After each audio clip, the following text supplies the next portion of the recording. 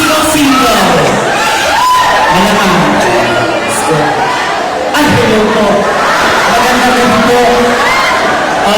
President Duterte. Ano po pinagkakabalaan natin sa buhay maliban sa pag-aaral? Family. May pamilya na po kayo?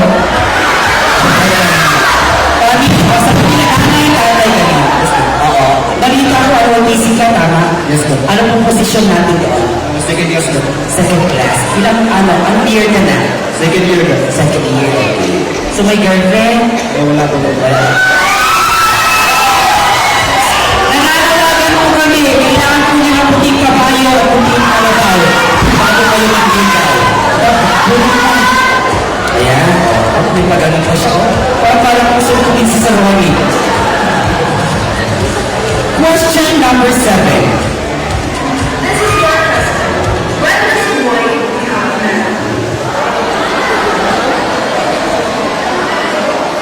A boy becomes a man when you realize the hardship of life and the power to develop for his family. And a man is a strong individual who cares for his family and serve them with unending love and support. That's when a boy becomes a man. Thank you. That